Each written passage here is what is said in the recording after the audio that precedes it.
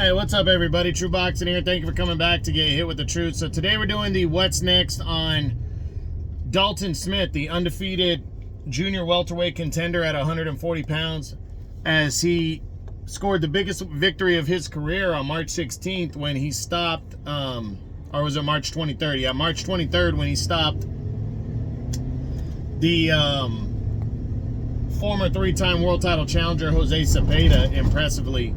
Now, before we get into that, if you could smash the like button, leave a comment, or subscribe to the channel, I really do appreciate any and all support that I can get as I continue to build my channel here. So, you know, Dalton Smith on March 23rd really, he really brought it home.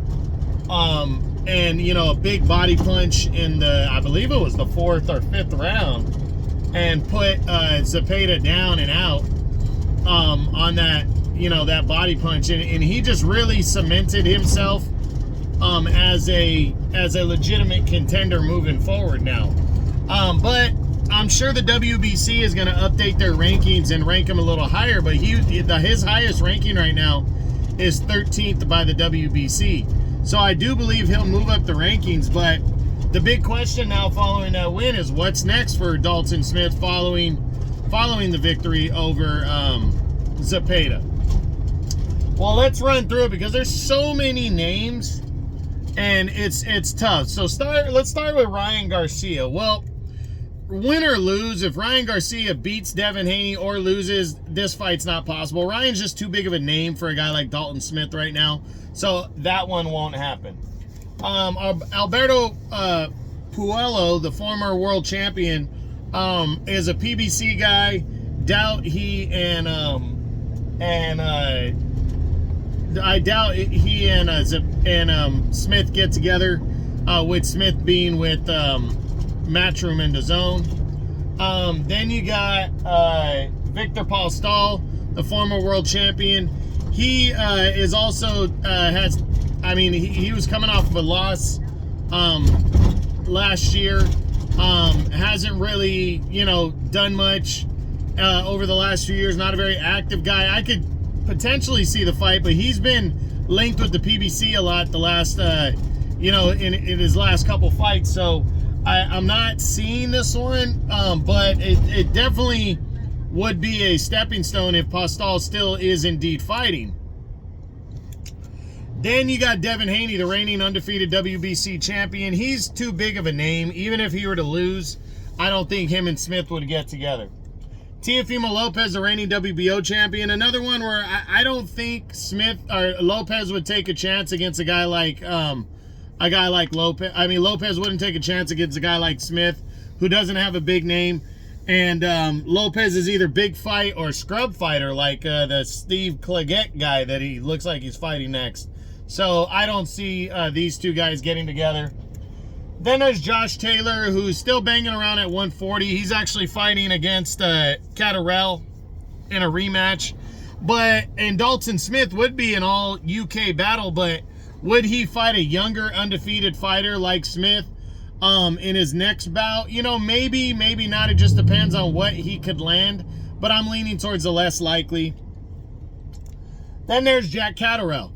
Now this one's interesting. If Catterall were to beat Taylor in their rematch at the end of May, and get this, would an all British showdown make sense? I think it would, to move up the ladder for these two guys. Now, Catterall, will be the bigger name, and he probably would expect the title shot after a potential victory over Taylor in a rematch, but that doesn't mean that he'll get a title shot next.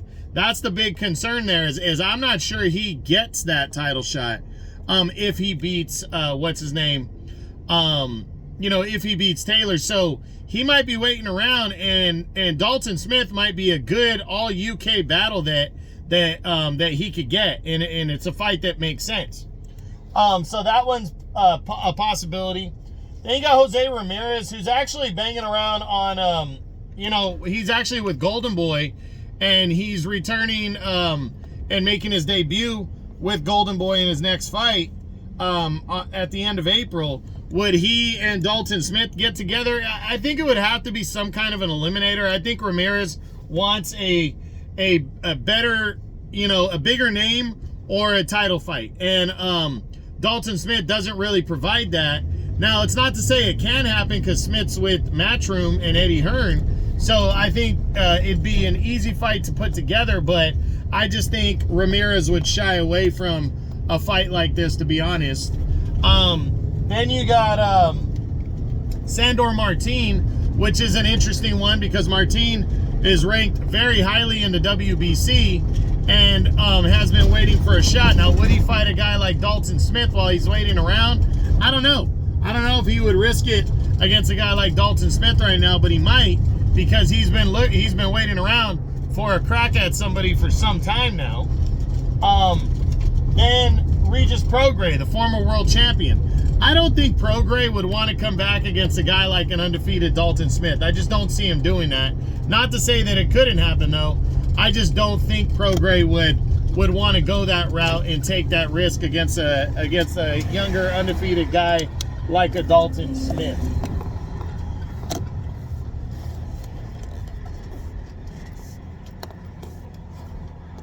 No.